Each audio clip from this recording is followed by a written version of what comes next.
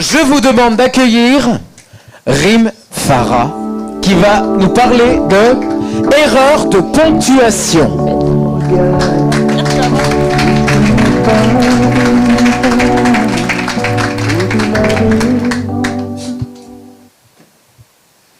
Mesdames, messieurs, sortez feuilles et stylos. C'est dicté surprise pour vous ce soir. Qu'est-ce que ça m'embêtait quand j'étais petite et que la maîtresse décidait d'improviser une interrogation surprise. Voilà, sur un coup de tête, ça lui prenait. En plus, ce qui m'énervait moi le plus, c'était cet air solennel qu'elle prenait quand elle se pavanait entre les rangées. Et évidemment, quand je dis rangées, je pense toujours au Fayot du premier rang qui était toujours là, content d'avoir cette dictée. Vous en aviez, vous, des Fayots dans votre classe? Très bien. Ce soir, il y en a aussi, mais bon, ils sont sympas. Je vais rester très, très gentille avec eux ce soir, car si jamais j'ai un trou de mémoire, c'est eux qui m'aideront. Mais il y avait un truc qui m'énervait encore plus que ça, c'était de voir ma note dégringoler. Alors que les mots étaient correctement écrits. Et un demi-point pour la virgule. Et un demi-point pour la majuscule. Elle qualifiait ça d'erreur bête. Comme si une erreur pouvait être intelligente. Plus tard, j'ai grandi et j'ai compris que la ponctuation était quand même assez importante. Car quand on revoit sa signification, en fait, elle sert à donner du sens aux phrases qu'on souhaite dire. Elle sert aussi à assembler les différentes propositions et idées qu'on veut mettre dans notre récit. Et donc, finalement, la ponctuation sert à mieux communiquer. Ah, communiquer.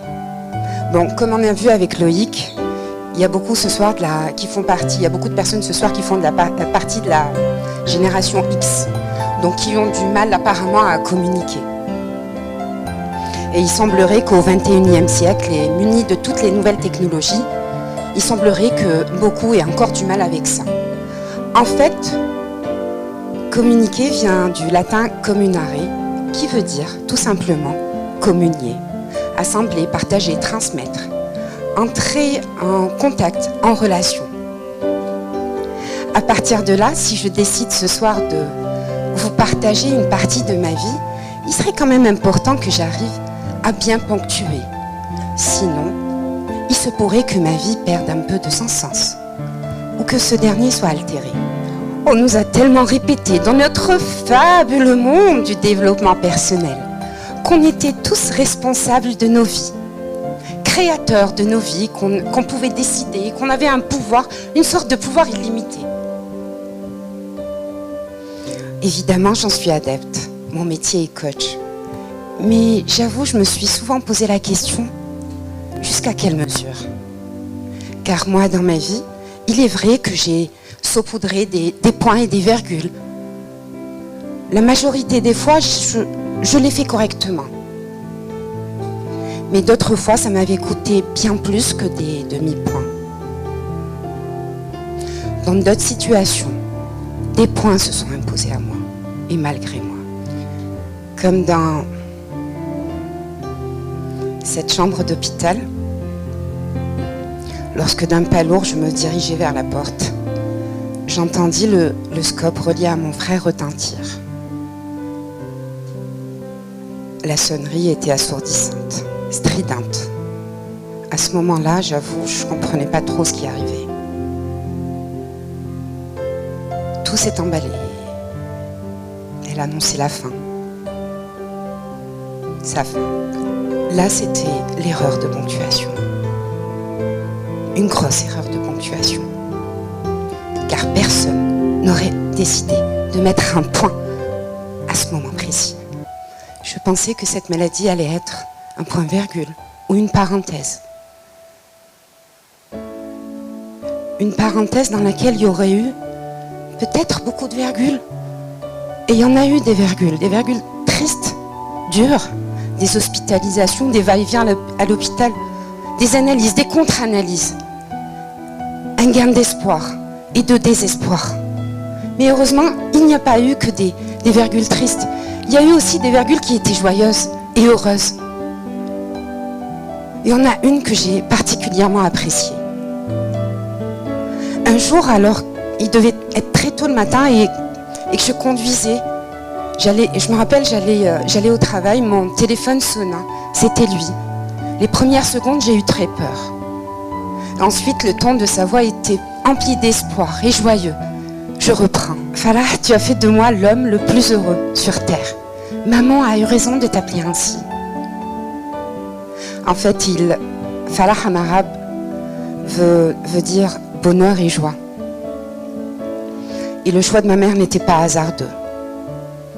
En fait, elle a appris qu'elle était enceinte de moi alors qu'elle venait de perdre successivement et dans une période de sa vie qui était assez courte, sa mère, son frère et sa sœur. Et donc, ma naissance sur terre annonçait la fin de la malédiction et l'abondance du bonheur. Lui était joyeux car le médecin en fait venait tout juste de lui apprendre que j'étais compatible pour le don de greffe de moelle osseuse. Son unique chance de rémission à l'époque. Mais quelqu'un quelque part a décidé que ça allait être un point. Et puis des virgules joyeuses, il y en a eu aussi. Il y en a eu beaucoup d'autres. Toutes les fois où on s'était dit je t'aime. Toutes les fois où on s'était pris la main, étreint, ou juste regardé. Il était parti en sachant que je l'aimais. J'étais restée en sachant qu'il m'aimait. Je n'avais pas de regrets. Et en fait, ce qui m'a permis de repartir, après avoir sauté beaucoup de lignes, oui, car des fois, il nous faut beaucoup de temps pour repartir. Et pour dessiner avec grandeur ces majuscules qui annoncent notre renouveau. Mais vous savez ce qui m'a permis de repartir. En fait, c'était tous ces moments de bonheur, de joie. Parce qu'en fait, avant cette saloperie de maladie, on s'était jamais dit qu'on s'aimait. Oui, c'est con. Par pudeur, par honte. Comme si aimer pouvait être honteux. Et vous, ça vous parle si je vous dis, t'es viré.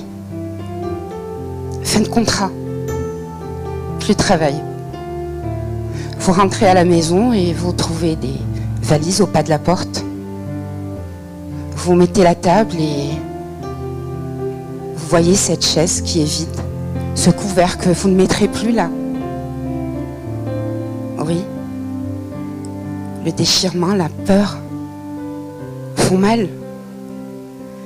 Mais heureusement que le printemps existe. Car souvent en hiver, on se raccroche à ces doux paysages qui vont arriver. Et puis à bien regarder cette ponctuation, tous ces moments qu'on empile, ces futilités qui se succèdent et qui nous courbent parfois le dos. On a oublié de s'exclamer aussi face à l'émerveillement, face aux douces couleurs d'automne et devant ce joli visage d'enfant qui sourit. On a oublié. Donc, exclamez-vous face à la beauté du simple. Pensez aux points. Vous avez le droit de les mettre là où vous avez envie de les mettre. Un point, c'est un nom. Un nom aux personnes qui ne me respectent pas, qui ne m'aiment pas, qui me rejettent. Vous avez le droit, c'est pas grave. Posez-vous des questions. Mettez beaucoup de points d'interrogation dans vos vies. Et des questions pas comme on mange quoi ce soir? Quel sens je souhaite donner à ma vie? Qu'est-ce qui est vraiment important pour moi? Bannissez vos certitudes. Elles sont vos pires ennemis. Une fois que vous aurez trouvé les réponses, foncez, passez à l'action. Mais il est important que vous restiez honnête avec vous-même. Vous pouvez toujours utiliser les guillemets quand vous voudrez charrier quelqu'un. Faire ça, ça passera un peu mieux. Mettez des 2 points et des tirets. Énoncez vos sentiments, énoncez vos émotions. Dites aux personnes que vous aimez, que vous les aimez. Vous pouvez toujours mettre un tiret pour « je t'aime » un peu, beaucoup, passionnément, à la folie. Pas du tout aussi, soyons authentiques.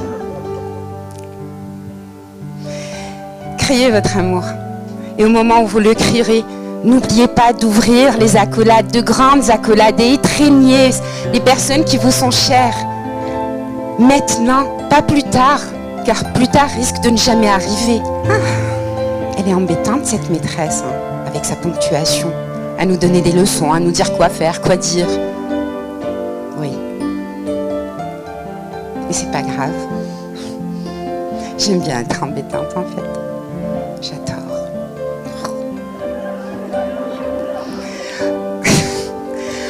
Après, en fait, ce qui est vraiment important pour moi ce soir, c'est qu'il y ait juste une seule personne ce soir qui prenne son téléphone. Ben, s'il y a une personne qui veut me faire plaisir, ou deux, ou trois, ou quatre, ou cinq, ou toute la salle, qui souhaite prendre son téléphone maintenant et écrire à une personne, ben faites-le, hein, je vous en prie. Vous pouvez au moins faire semblant, c'est pas grave, hein, faites-moi plaisir. Dites à ceux que vous aimez que vous les aimez tout simplement. C'est important.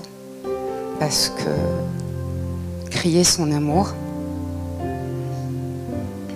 avec bonheur, avec joie, avec sincérité, il n'y a rien de plus beau en fait. Et pour finir, j'aurais une question à vous poser. Une seule question.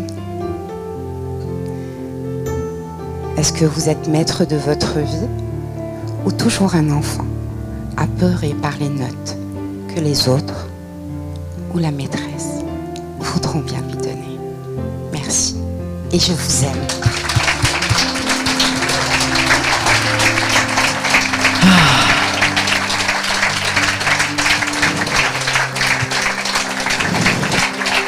Merci, Farah.